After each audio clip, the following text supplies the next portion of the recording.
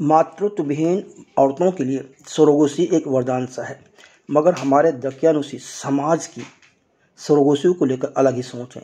इसी सोच का जिक्र करते हुए सरोगेसी के प्रति जागरूकता लाने के लिए निर्देशक मोहसिन खान ने मराठी फिल्म डिलीवरी बॉय निर्देशित की है, जिसके निर्माता तमिल भाषी डेविड नाडर हैं।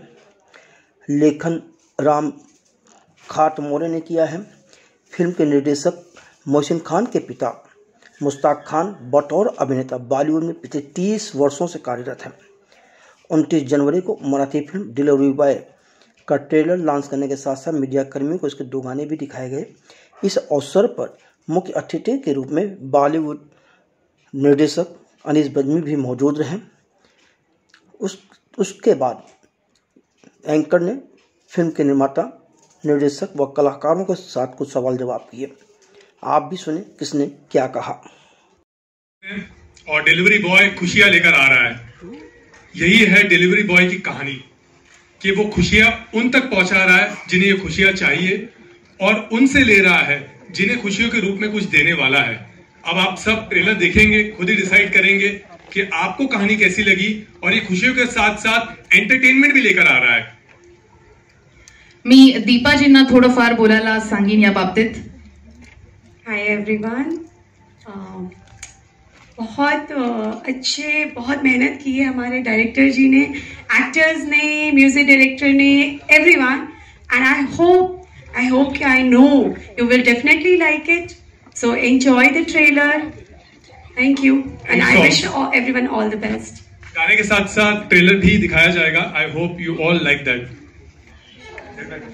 सर, तुमच्याकडून सुद्धा आम्हाला 2 गोष्टी ऐकायच्या आहेत, तुम्ही सुद्धा ऍड्रेस करा आमच्या गेस्टला इथे। मेरा नाम डेविड नाडर है। जय महाराष्ट्र। तो मेरे लिए एक्चुअली मराठी जो है ना, मैं लकी मानता हूँ हमेशा, इसलिए मैंने मराठी फिल्म किया है। मैं तो एक तमिलियन हूँ। मैंने मराठी मूवी इसलिए किया है, मुझे जब मुंबई आया मुझे एक लाइफ दिखा इधर। मुझे ना मराठी ने मुझे बनाया। मैं तो यही बोलूंगा, सबको बोलता हूँ, शुरुआत से बोलता हूँ, क्योंकि मैं तो एक गरीब फैमिली से बिलोंग करता था। तो अभी तो भगवान करे, मतलब अच्छा है, महाराष्ट्र ने मुझे दिया है कुछ। जोरदार टाळ्या होऊन जाऊ द्या। So I always, I'll be thankful to Maharashtra, and ये जो मूवी है सरोगेसी के ऊपर है। ये मूवी जैसे गांव में और जो भी मतलब जिसको मतलब बच्चा नहीं होता है ना, तो उनको मतलब जो दर्द होता है, तो वो बहुत बड़ा फीलिंग होता है, बहुत इमोशन होते हैं। तो ये जैसे सरोगेसी के थ्रू हम लोग मतलब ये फिल्म में ना स्टोरी में दिखा रहा है, ये अपना फिल्म के थ्रू कैसे मतलब जो सरोगेसी कैसे होते हैं, एक सिंपल वे में, हिलारियस वे में हम लोग ने दिखाया। Thank you sir. सरांना मराठी खूप छान कळतं असं मी समजून घेते, आणि पुढचा प्रश्न सर मी तुम्हाला विचारणार आहे। हिंदीत विचारू की मराठीत विचारू?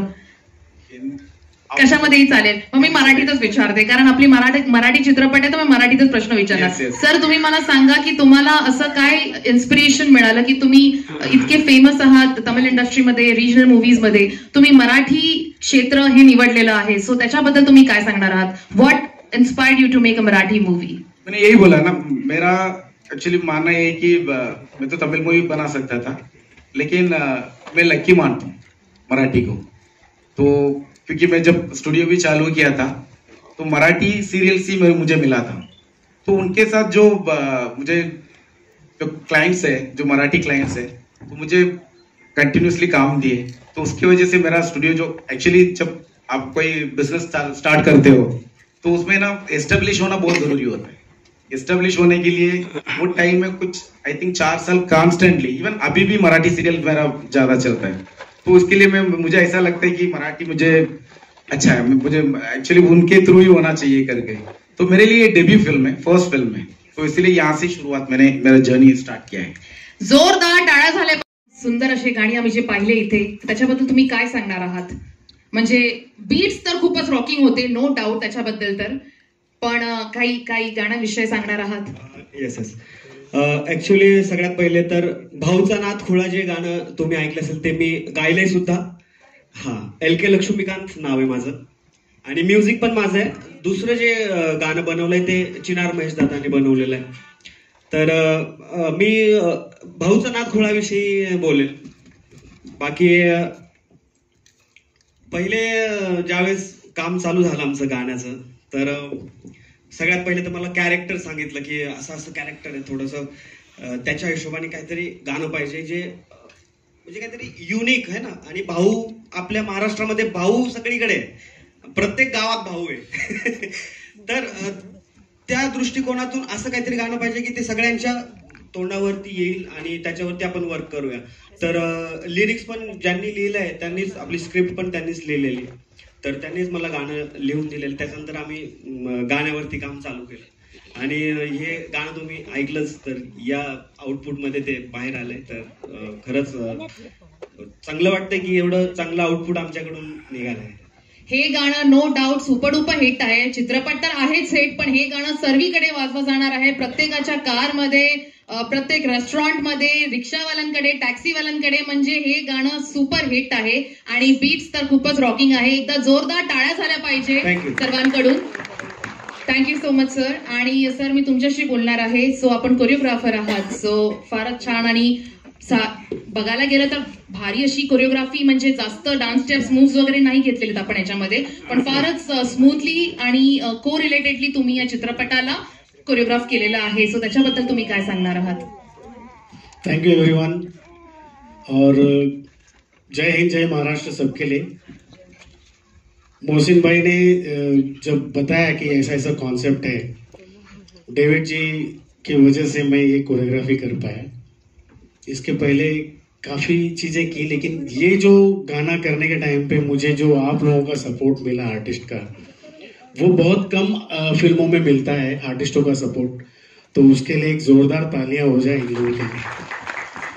इनके साथ साथ है ना पूरी टीम, जैसे कि ना सेकंड सॉन्ग जो था ना भाऊचा नाथ खुला में तो बहुत अच्छे से हुआ, लेकिन जो सेकंड सॉन्ग था वो पहले कहीं और शूट होना था, बट आइलैंड में शूट होना था. और उस दिन जो बारिश आई पूरा तहस नहस हो गया.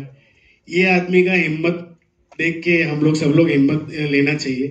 सेकेंड डे मतलब उसी रात को सब जाके लोकेशन चेंज किए और थर्ड डे हमने जाके शूट किया. मोहसिन भाई ने पूरा जोश में आके बोला कि बोला नहीं करना है यार, करते हैं और इसी टाइम करते हैं, नहीं तो नहीं होगा.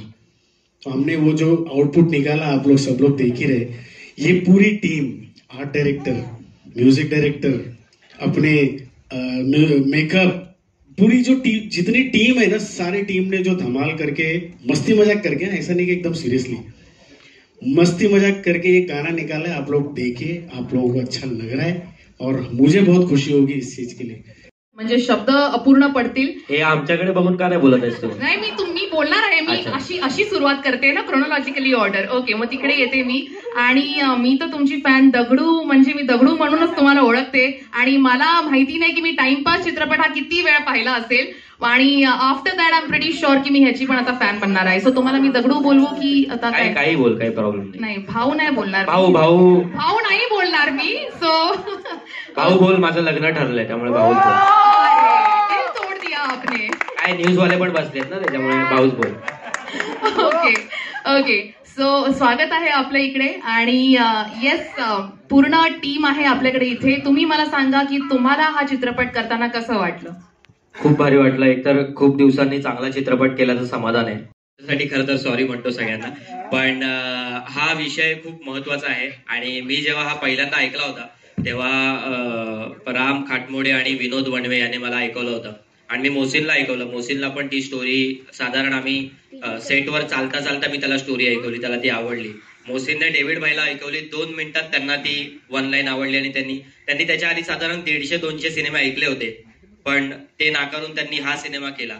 आणि त्याच्यानंतर आम्ही सिनेपोलिसला जेव्हा सिनेपोलिसच्या टीमला जेव्हा सिनेमा दाखवला तेव्हा पण त्यांनी म्हणजे विदाऊट बॅकग्राऊंड स्कोर हा सिनेमा बघितला आणि त्यांना तो सिनेमा आवडला.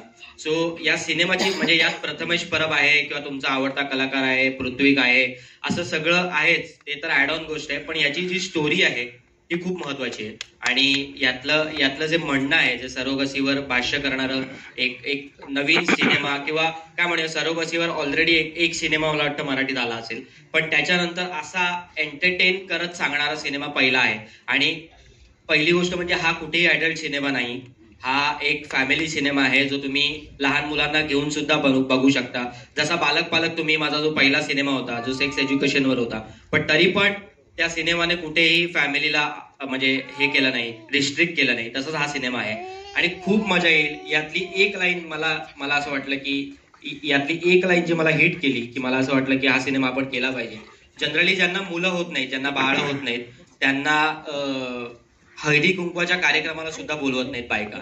सो ही लाईन मला खूप हिट केली आणि मला असं झालं की जर तिला आई होऊ शकत नाही तर ती बाई म्हणून पण आपण नाकारणार आहोत का समाज म्हणून. सो त्याच्यामुळे या विषयावर भाष्य करणारी फिल्म मला करावीशी वाटली आता. कारण कदाचित माझं आता लग्न ठरलंय किंवा आता या प्रोसेसमध्ये मी सगळं जातोय त्याच्यामुळे पण असेल, पण इथे आम्ही कुठेही प्रबोधन करायचा प्रयत्न केलेला नाहीये. आम्ही ज्या ड्रामा आहे, सिनेमात गाणी आहे, मजा आहे, 2 PP आहेत तर कॉमेडी तर असणारच आहे. सो त्याच्यामुळे तुम्हाला फार मजा येईल. आणि प्लीज हा सिनेमा जेवढा लोकांना आम्ही दाखवतो तेवढा सगळ्यांना आवडतोय. आणि आता ट्रेलर लॉन्चला आम्ही आलेलो, तर ट्रेलर आम्ही सगळ्यांनी गपचूप बघितलेला आहे मोसिनला सांगून, पण तुम्हाला पण तो नक्की आवडेल. तर तुम्ही पण मीडियावाले जे सगळे मित्र मैत्रिणी आलेले आहेत त्या सगळ्यांना मी विनंती करतो की तुम्ही पण तुमच्या थ्रू ऑडियन्स पर्यंत पोहोचवा. आणि तुमची पण आम्हाला या सिनेमासाठी खूप मदत लागणार आहे आणि तुम्ही वेळात वेळ काढून आलात इथे. So thank you so much. आणि असंच प्रेम ठेवा. फक्त ट्रेलर आता सुरू आहे, अजून पिक्चर अभी बाकी आहे मेरे दोस्तों. सो त्याच्यामुळे प्लीज सपोर्ट करा. क्या बात आहे, जोरदार टाळ्या झाले पाहिजे. पृथ्वी, तुम्ही काय बोलणार आहात तुमच्या किरदाराबद्दल आणि या चित्रपटाबद्दल? तुम्हाला कसं वाटलं हा चित्रपट करताना? थँक्यू. सगळ्यात आधी तुला दिसतंय ना, लोक दिसतात. सगळ्यात मागाशी म्हणतो अरे मला 3D दिसते. सॉरी. सगळ्यांचे खूप खूप आभार की सकाळी खूप जण ट्रॅफिक मध्ये अडकून आलेले आहेत. आय नो, त्यासाठी सॉरी. पण हा विखुरळीवरनं आलाय आणि काही जण ठाण्यावरनं आले तरी अंबरनाथ बिंबरनाथ हरकत नाही. तर जास्त आता फक्त तुमच्या दुःखात सहभागी होऊ शकतो त्यामुळे, पण तरी पण तुमचे खूप आभार की सगळे आलात. आणि सॉरी तुम्हाला सगळे फार त्रास दिलेला आहे. पण हा सिनेमा आणि हा विषय तुमच्या समोर आणणं फार गरजेचं आहे म्हणून आम्ही आज इथे आहोत. तुम्ही विचारलं की माझ्या पात्राबद्दल मी काय सांगेन, कॅरेक्टरबद्दल, तर एक खूप इंटरेस्टिंग कॅरेक्टर आहे ज्या कॅरेक्टरचं नाव आहे चोच्या. नीट ऐका, चोच्या, वेगळा शब्द नाहीये. तर हा चोच्या जो आहे तो भाऊचा पाठीराखा आहे, शिष्य आहे, त्याचा फॉलोअर आहे, त्याचा लहान भाऊ आहे आणि सगळं भाऊ जे म्हणेल ती पूर्व दिशा. भाऊ म्हणाला सूर्य इथनं उगवतो तर इथनं उगवतो, इतकं आहे. आणि भाऊमुळेच त्याच्याही लक्षात येतं की हा विषय किती महत्वाचा आहे.